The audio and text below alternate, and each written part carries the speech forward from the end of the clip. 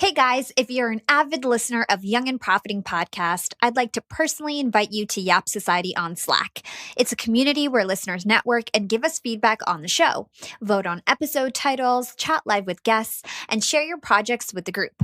We'd love to have you. Go to bit.ly/Yap Society. That's bit.ly/Yap Society. You can find the link in our show notes. This episode of Yap is sponsored by Fiverr, a marketplace that over 5 million entrepreneurs use to grow their business. I've been using Fiverr for years. In fact, I got the Yap logo made on there, and if you've seen my cool audiograms with animated cartoons, I get those images from Fiverr too. They have affordable services like graphic design, web design, digital marketing, whiteboard explainer videos, programming, video editing, audio editing, and much more. They have over 100,000 talented freelancers to choose from, and it's super affordable. Prices just start at $5. If you're interested to give Fiverr a shot, hit the link in our show notes. You're listening to Yap, Young and Profiting Podcast, a place where you can listen, learn, and profit. I'm your host, Hala, and you're listening to part 2 of my interview with famed author Robert Greene. In this second portion of the interview, we're diving into the law of compulsive behavior, the law of grandiosity, the law of gender rigidity, and the law of death denial. In my opinion, this is one of the best interviews I've ever had, and I hope you find it as valuable as I did. Without further ado, I give you part 2 with Robert Greene. Something else you're an expert on, you've had interviews just on this topic, is the dark side of people's personality, which I think relates to this narcissism topic. You call this also the shadow self. Could you explain to us what this dark side is and why we shouldn't repress these feelings and how we could spin it to be used in positive ways? Well, once again, we have to kind of look at early childhood. If you can remember your own childhood, or if you've had children yourself, you know that children are like these complete selves. They experience all sorts of emotions. They experience love towards their parents, and it can be very angelic and giving. At the same time, they can be very angry and very selfish and very domineering, and they want everything for themselves. They can be very nice and sweet, and they can also be incredibly aggressive and vicious. Even, boys and girls, I include in that, have aggressive impulses. They feel envious. They want the attention that the sibling is getting. And they're not sitting there managing their emotions. They're not trying to play a certain self to get what they want. They can't control it. This is who they are. They feel all of these certain emotions. They're a complete person. And then what happens as you get older, as you get 5 or 6 or 7 years old, is you're being taught, well, that behavior isn't polite. That isn't what you should be doing. You really need to tamp down those aggressive impulses. You need to get along better with people. You need to be sweeter and nicer and appear to be someone who's very cooperative, who's very loving and giving. And so as you get older and you feel these pressures, all of that natural energy you have, all of those natural impulses that are built in, that are wired into the human animal, you repress, because your whole goal in life is to please other people as you get older. You want them to see you as this kind of perfect, great person who's not insecure, doesn't have these problems. And so you kind of craft a mask that isn't really who you are. And you wear this throughout your social life. And it can get you very far in the world. But those emotions that you have, that you've repressed in childhood, they don't go away. They're lingering in you. And what you'll discover, even with you or with other people in life, is that suddenly that dark side, that shadow, will spring to life when you least suspect it. You'll get angry, and you don't even know why you get angry. You will fall in love with exactly the wrong kind of person for you, and you don't even really know where this came from. You will put all of your money in some investment because other people are doing it. You don't even really know why. And this is that dark side that's coming out because you haven't come to terms with it. It's not part of you anymore. It's something you've repressed. It's a shadow. And in moments of stress, or in moments where you're not very happy, or you're not completely feeling fulfilled, that shadow will emerge and it will come out and it will cause all kinds of weird behavior. And so my point is, I want you to be aware of this dark side that everybody carries with them. It could be, this dark side can be that you're an extremely competitive, ambitious person. I know I have that problem. And you're not comfortable with it because you don't want people to think that you're this scheming, ambitious person. But I'm trying to tell you, you need to come to terms with it. You need to accept that part of yourself that you repressed, that child within you that felt these strong emotions. And you need to look at it squarely, and you need to see that this shadow, this dark side, actually contains incredible amount of power if you learn how to tap into it. So, I mean, I think a lot about great athletes, for instance. I think of somebody like a Kobe Bryant or a Michael Jordan. These are people who are extremely competitive. And if they didn't do this competitive instincts in basketball and sports, they might get involved in things that weren't very good or very productive, and they'd be in a lot of trouble. But they channel all of that into something very powerful.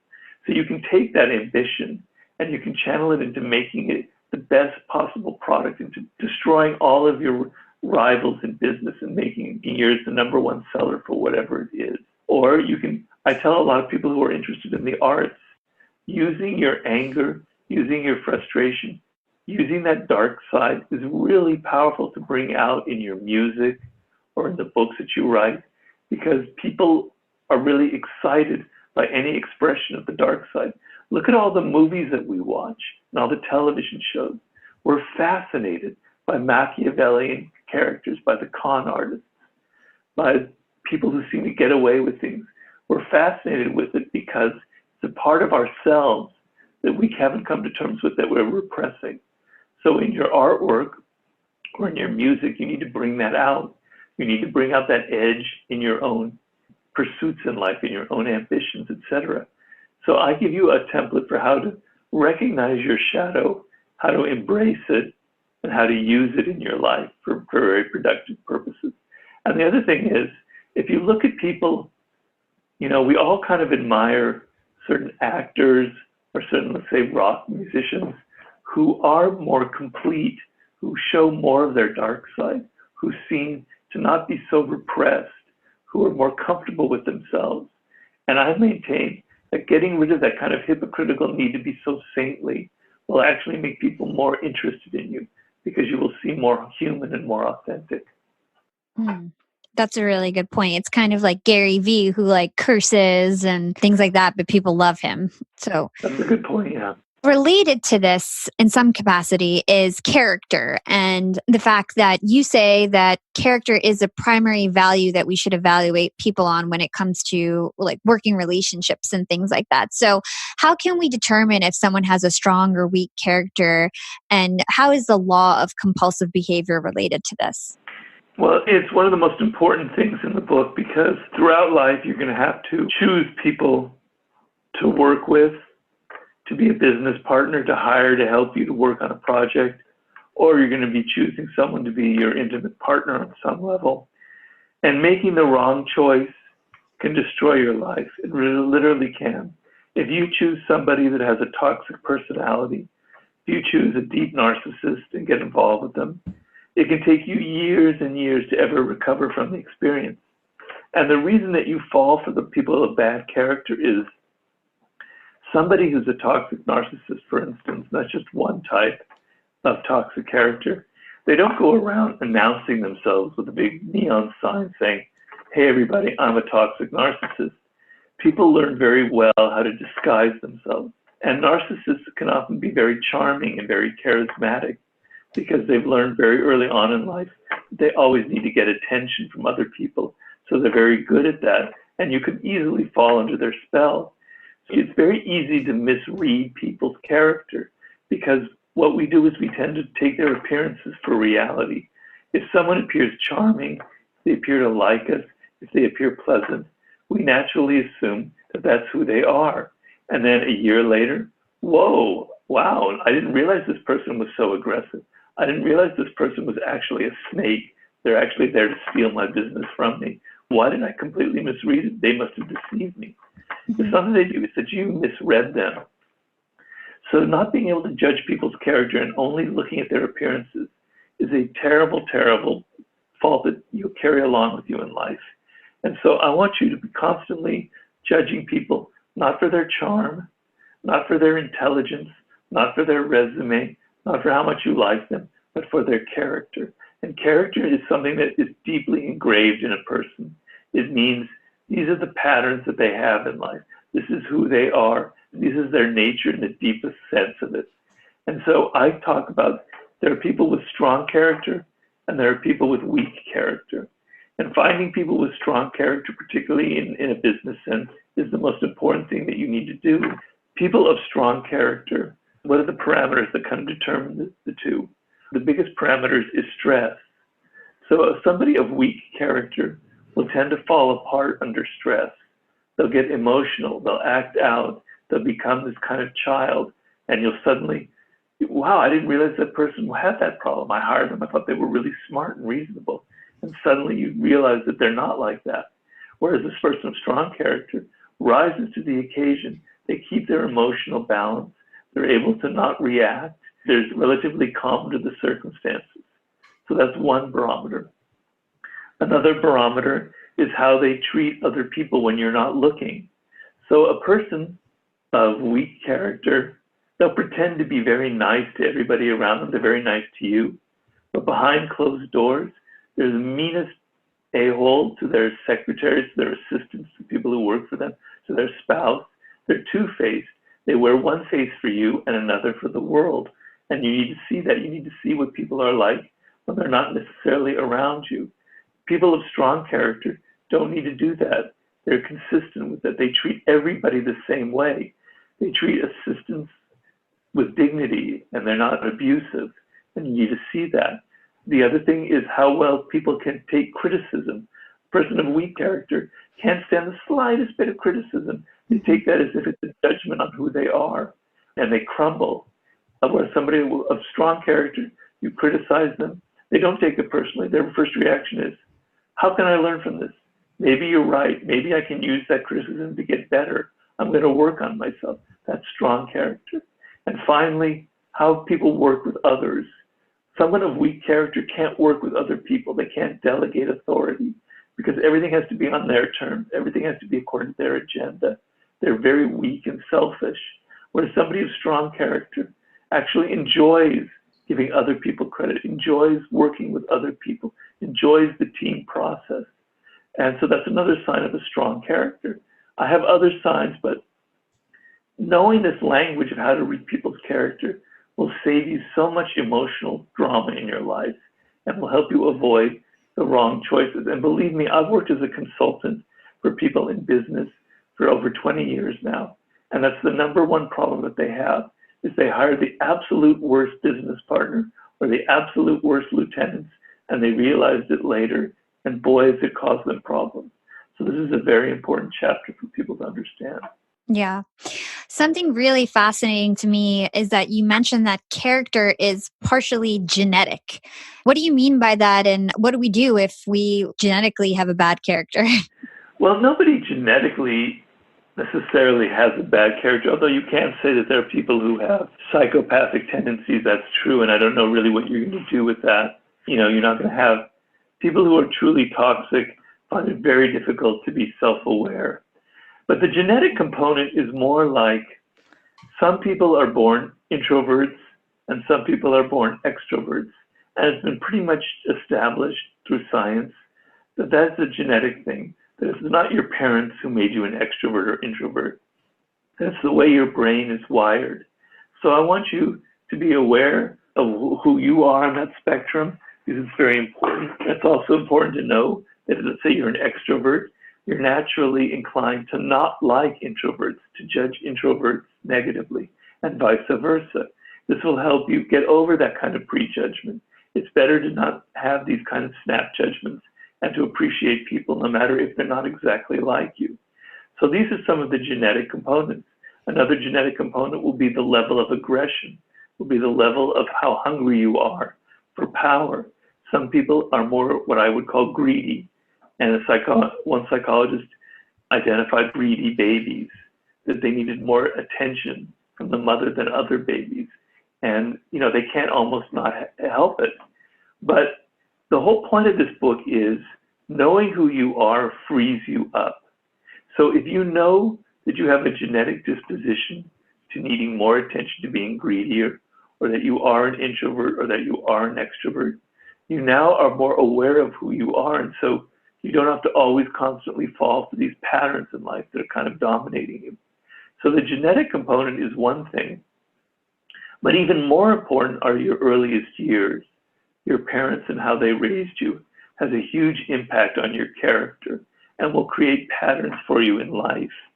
And you're not even aware of how these patterns are dominating you, how they determine your choices in relationships based on your relationship with your mother or your father, etc.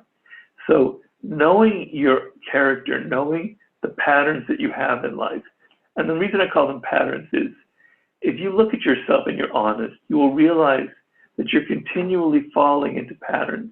You're continually doing the same things over and over again. You're falling in love with the same type of person.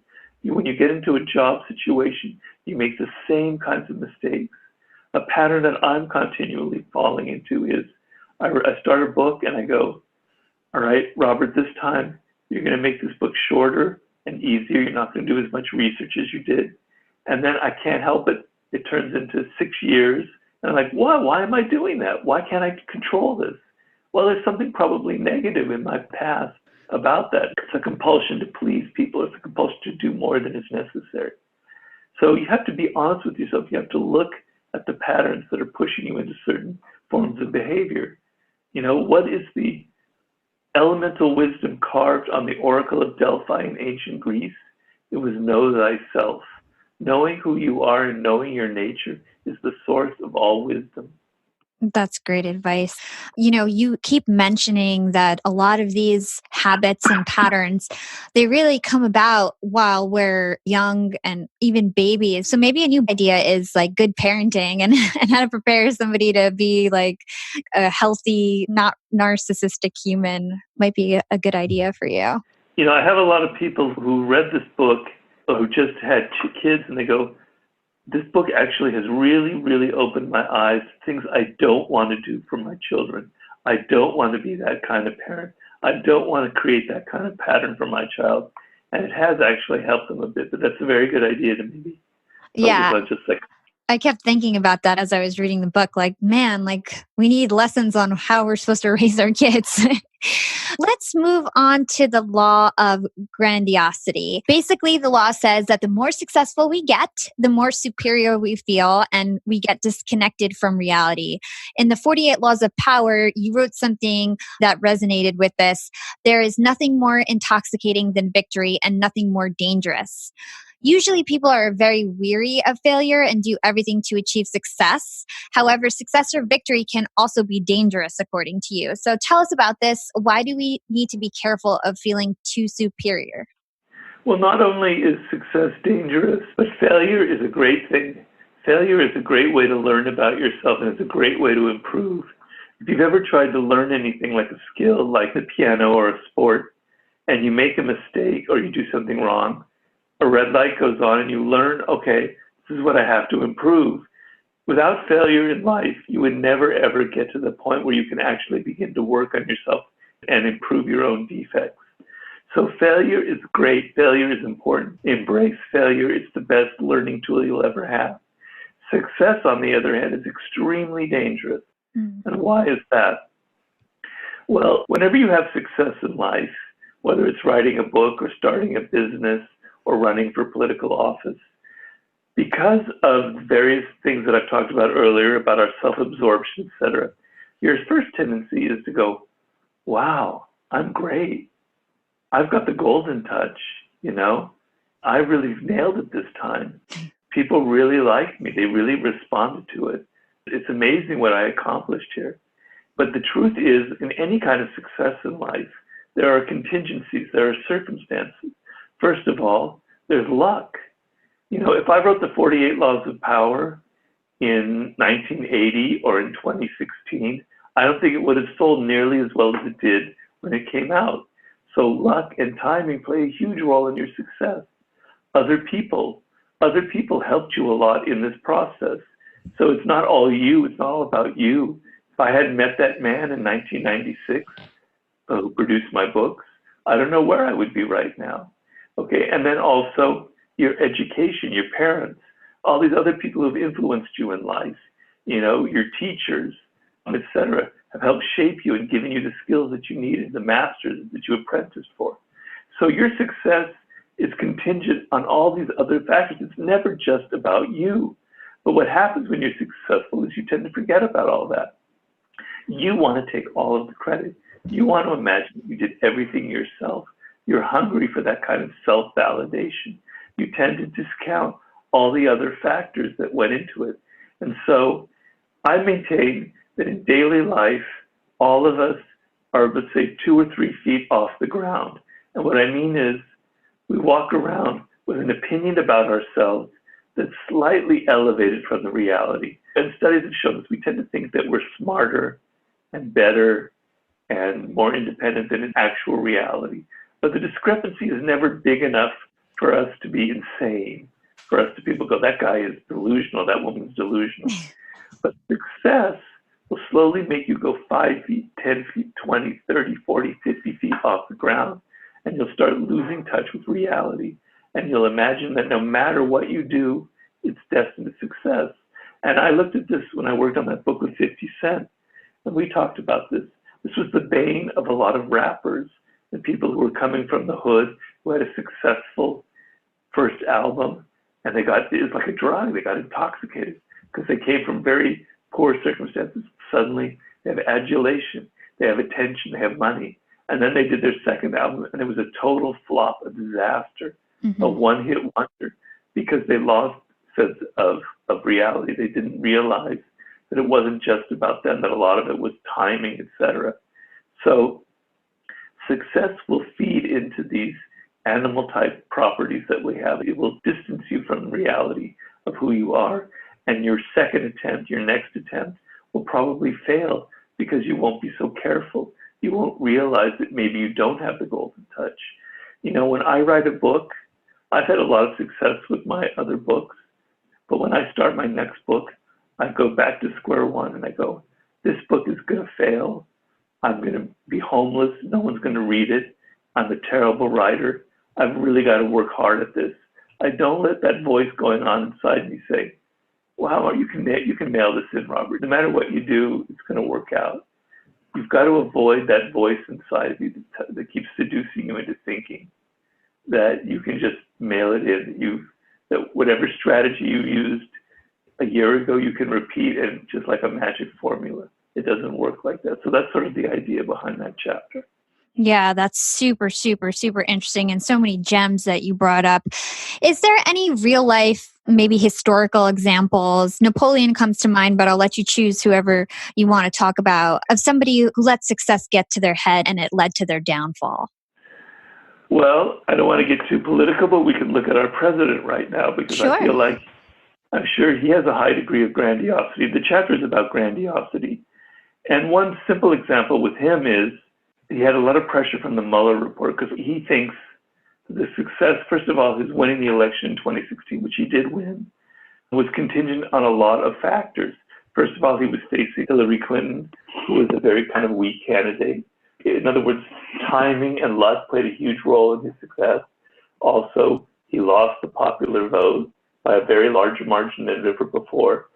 And perhaps he had some help from foreign entities that had some influence on him. In other words, there were contingencies, there were factors that led to success. He doesn't consider that. But then, in June of this year, the Mueller report finally comes in, or earlier, like in April, and he reads it, or maybe in some degrees it sort of exonerates him.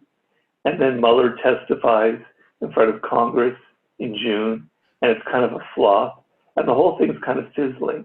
And he's going, wow, I'm great.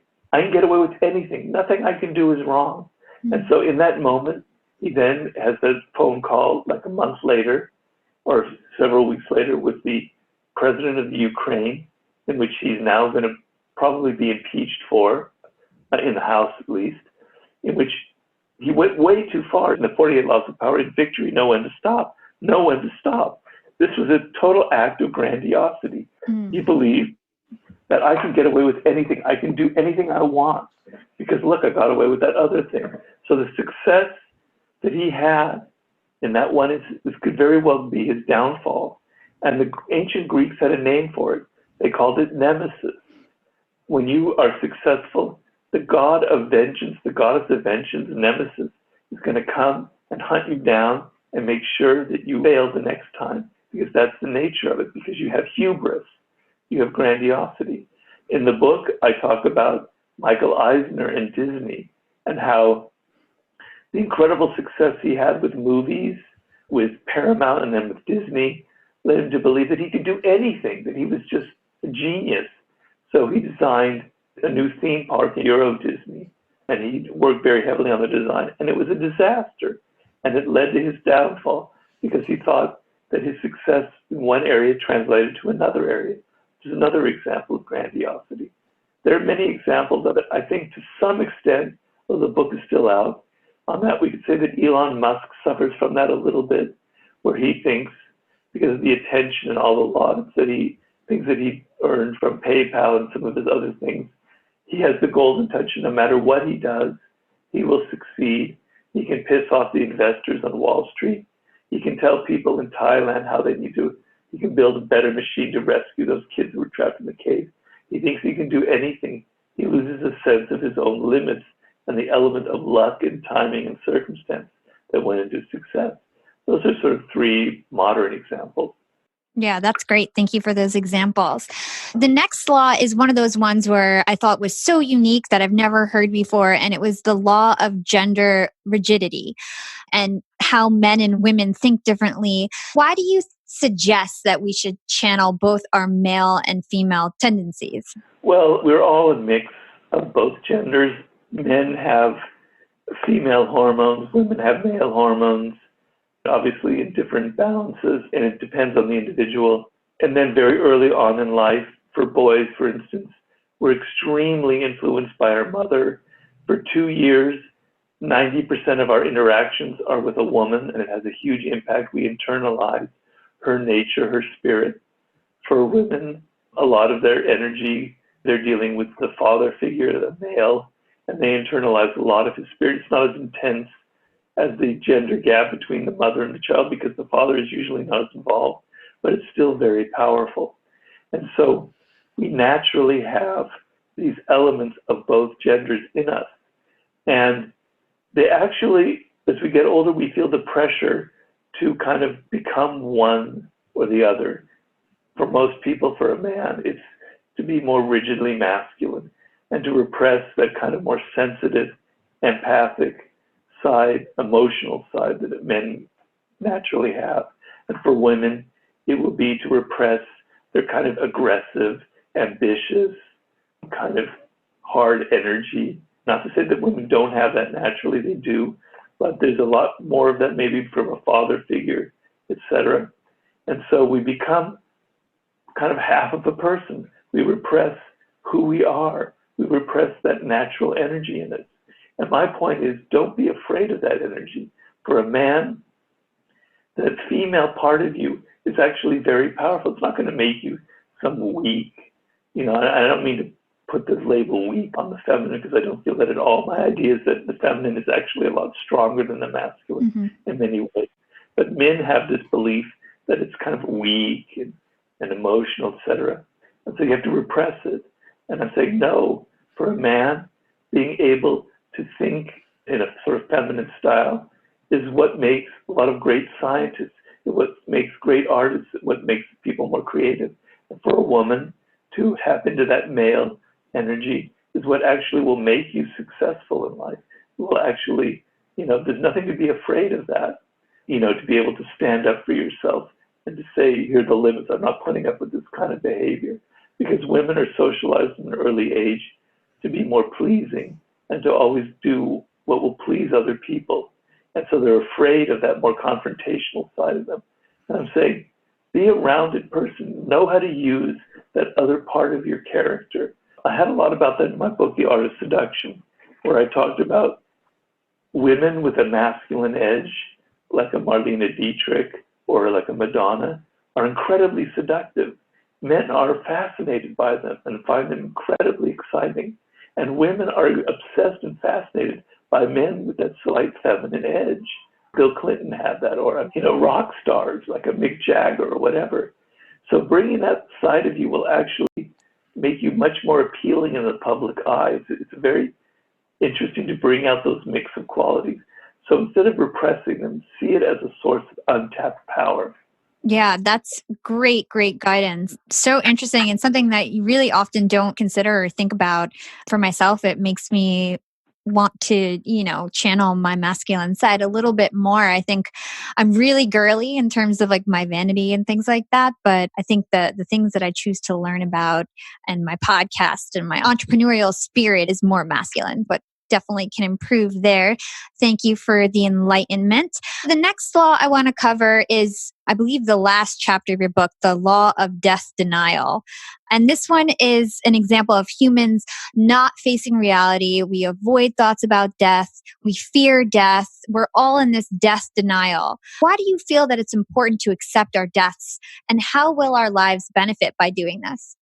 We could all disagree about what is real, about politics, about whether, some people deny there's global warming, although that's kind of ridiculous, but we can argue endlessly about things in the world. But nobody can argue that death doesn't exist. It's the ultimate reality. I don't care who you are, you're going to die at some point. And it could be tomorrow, it could be in 5 minutes. So not coming to terms with that is like turning your back on what it means to be alive. It's turning your back on reality. It's making you into a distorted person. You're not facing the ultimate thing that is facing you in life, and it's causing you all kinds of problems. A lot of times you feel in life, you feel anxious about your life, about things going on, about your decisions, and you don't really know why you're feeling anxious. You have this kind of deep well of anxiety in you. Well, a lot of that anxiety comes from the fact that you're not confronting your own mortality. It's eating away at you. It's because if you try and repress it, all that happens is that it eats away at you in the form of this kind of nameless anxiety. Whereas the other way of life, of looking at it squarely in the eye and saying, well, my life is short. I'm in my 20s, but I could be dead when I'm 30. I only have so much time in life, and this is the reality. Well, number one, it wakes you up. It makes you more urgent and desperate. I better get things done that I wanted to get to do. I better put that business together or secure my children's future now. I better not keep delaying things. I am on death ground. I better have that sense of energy and necessity at my heels. And the other part of it is that being aware of death will connect you to other people in a kind of grander way. Everybody is mortal, everybody that you know. So look at that person that you sort of take for granted. It could be your spouse, it could be your friend. And imagine that tomorrow they're gone. And with that feeling, suddenly your level of appreciation of them will be much more heightened. But look at yourself. Tomorrow it could be all over. So the things that I appreciate now are much more beautiful, are much more heightened. This might be the last time that I look out my window and see those trees and hear those birds. So life has a greater intensity. Colors are more vibrant. The world is more exciting and intense when you come to terms with this reality. And then I kind of connected to what I call the sublime. We humans are the only animal aware of our mortality. And it's the cause of so much of our problems in life, so many of our destructive impulses. And our ability to actually look at death and come to terms with it and accept it and see it as a beautiful thing and as something natural and wonderful is like the ultimate human triumph. It's like becoming truly human. We take our natural fear, our greatest weakness, and we turn it into a strength. And I don't know if you know this, but this particular chapter is something personal to me because 2 months after I wrote that chapter, I suffered a stroke, and I came within 5 minutes of dying, or within a few minutes of having permanent brain damage, and I survived. And so I can speak from real experience what it means to actually go through death and come back alive and how it changes you. You don't have to go through that to have this happen to you is the point here. You can actually do it through your thinking and through your daily meditation and through confronting this reality. But it's not something to be afraid of. It's something to embrace and incorporate into your life. Yeah. So it's almost like you're saying accept your death, and it kind of helps you like find your purpose, live life with a sense of urgency, and appreciate the people around you and things like that. It's a beautiful message. It seems negative, but it's like a truly beautiful message. So thanks for sharing Yeah. that. Staying on this topic, I know that you have an interesting technique when you meditate that samurai warriors also do that's related to this death denial. Would you share that with us? This is before I had my stroke. I would imagine what it's like the last day of my life. I would visualize, here I am in a bed. That's how I die. And this is what it's going to be like. This is how it's going to feel. These are the people that's going to be around me. Or if it's an accident, if something happens, these are my last seconds, my last bit of consciousness. And it has different effects. One is it kind of brings the reality close to home. It makes it very much a part of your blood and it's in your brain. It's not just an abstract thought, something very real. It also really makes you, as I said before, appreciate things that are around you. So as I'm there and I'm going, wow, all the things that I take for granted, I shouldn't take for granted because this is what's facing me. It just brings it, it makes it very real as opposed to just this kind of vague abstract thought. I'm literally conceiving what it could be like, what it will feel like, what will happen to me. And then it's not so bad. It's like a warm thought. It's not a negative thought. And the other thing that it does, and I say this is probably the biggest effect is, all right, Robert, in 500 years, you will have been dead for like 480 years or something. What does it matter today that you're having this problem, that you're worried about this particular issue? It's all very petty. Nothing matters compared to the fact that someday it's all gone. So it gives you a sense of really what priorities of what really matters in life and what doesn't matter. And those are sort of the main effects. Yeah. Well, I want to be respectful of time. So this is going to be the last topic that we cover. I thought it was a really big one that my listeners would find interesting. You talk about how the generation you're born into really shapes the way that you are and presents different opportunities for you. Back in the 14th century, the Egyptian historian Ibn Khaldun suggested that generations run in cycles, 4 different cycles to be precise. Could you share more about this with our listeners, explain what these generational cycles are and how we can use them to our advantage? There's what we call a zeitgeist. It's the spirit of the times. And what that means is every generation, millennial, boomers, etc., have what I call a personality. It's like almost like an individual. And that personality is formed because all people who are millennials, and a generation is 22, 23 years.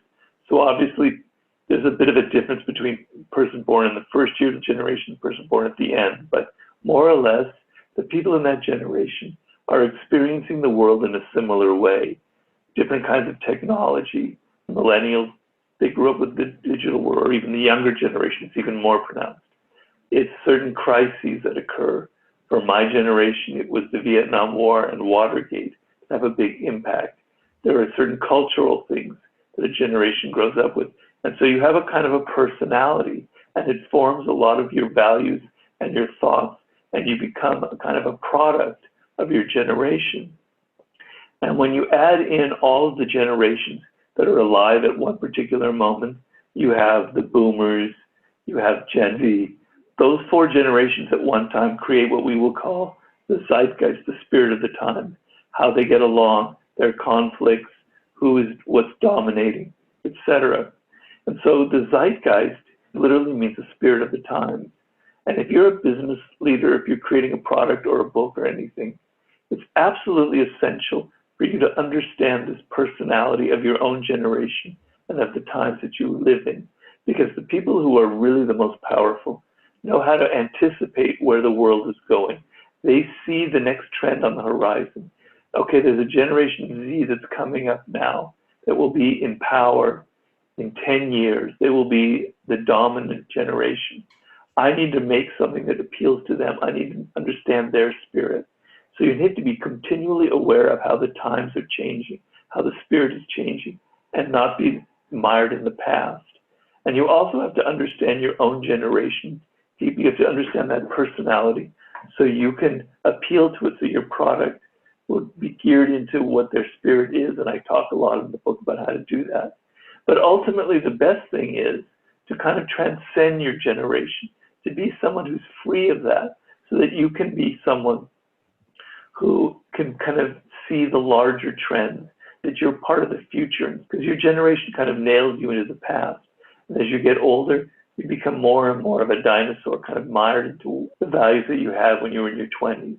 And the best thing is to be able to stand outside of your generation and create who you are on your own without necessarily having to conform to the values and ideas and spirit of all the other people around you.